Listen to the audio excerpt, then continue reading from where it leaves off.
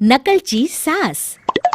साक्षी की सास को पैसे का काफी घमंड था। वो किसी को भी अपने आगे कुछ ना समझती, नौकरों को डांटती और सारा दिन बैठी टीवी देखा करती।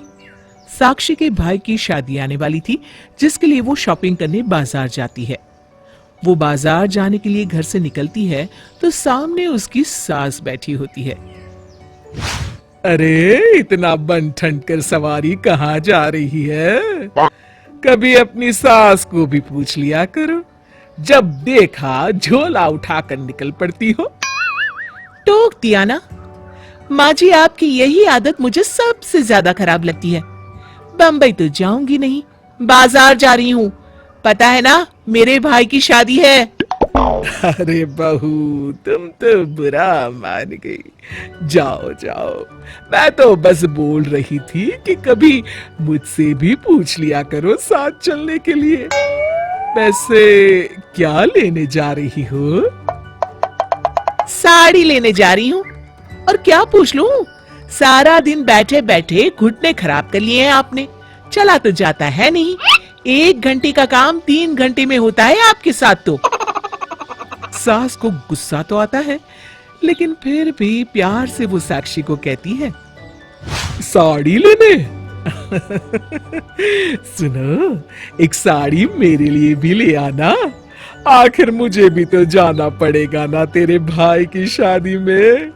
सास जो ठहरी। साक्षी मुंह बनाती हुई, देख लूंगी, कुछ पसंद आया तो ले आऊंगी। शाम को साक्षी घर वापस आती है। ये लीजिए आपकी साड़ी, बहुत ही मुश्किल से मिली है आपकी उम्र के हिसाब से। सास साड़ी देखती है और साक्षी को भी उसकी साड़ी दिखाने को बोलती है, लेकिन जब वो ये देखती है कि साक्षी की साड़ी लाल चटक रंग की है और उसकी सिंपल, तो वो भड़क जाती है। खुद के लिए तो बड़ी सुंदर साड़ी लाई और मेरे लिए ये?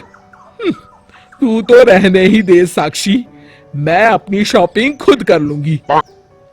साक्षी की सास तुरंत बाजार जाती है और लाल रंग की चटक साड़ी ले आती है। अगले दिन शाम को साक्षी की सास लाल चटक रंग की साड़ी पहनकर तैयार हो जाती है और दोनों शादी में जाते हैं, जहां सभी साक्षी की सास का मजाक बनाते हैं। अरे वाह, सफेद बाल में लाल साड़ी बहुत जच रही है।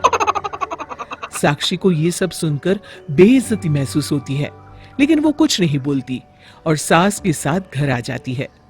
अगले दिन साक्षी का टेलर घर में उसके लिए घेर वाला पार्टी गाउन लेकर आता है, जिसमें ढेर सारे चमकीले सितारे लगे होते हैं और वो ऑफ शोल्डर होता है।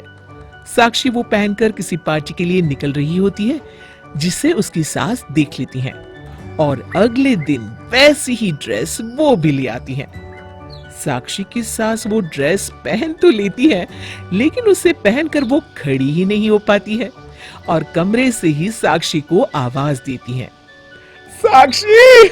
अरे ओ साक्षी, कहाँ मर गई? जल्दी मेरे कमरे में आ। साक्षी सास की आवाज सुनकर घबरा जाती है। वो भागकर उनके कमरे में जाती है और सास की हालत देखकर हैरान रह जाती है। फिर जोर जोर से हंसती है।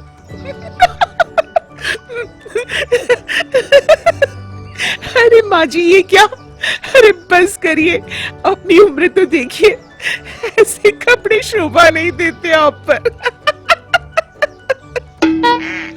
चुप रह तू, बस तू मुझे खड़ा कर दे, मैं जरा मॉल तक घूमने जा रही हूँ। साक्षी सास की इस आदत से परेशान हो जाती है। वो सोचती है किसी भी तरह वो माँ जी की इस आदत को ठीक करके ही रहेगी, लेकिन कैसे? तभी साक्षी की सहेली उससे मिलने आ जाती है। वो उससे सारी बात बताती है। साक्षी की सहेली उसके कान में कुछ कहती है, जिसके बाद दोनों एक दूसरे को देखकर मुस्कुरा देती हैं। शाम को सास वापस आती हैं तो देखती हैं कि साक्षी एक लंबी सी हिल्स वाली सैंडल पहनकर घूम रही है।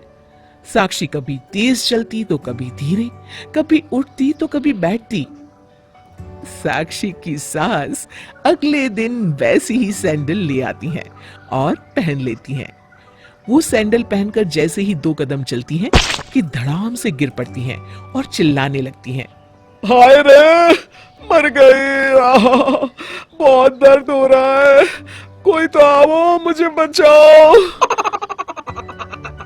साक्षी जमीन पर पड़ी सास को उठाती है और बिस्तर पर बिठा देती है। अब बस भी करिए माँ जी, आपको तो मेरी बात बुरी ही लगती है, लेकिन देखिए पड़ गए ना लेने के देने, पता नहीं कितनी हड्डियां टूटी होंगी और न जाने कितने टांके लगेंगे। अरे नहीं नहीं, ऐसा ना बोल बहू, बहुत दर्द हो रहा है।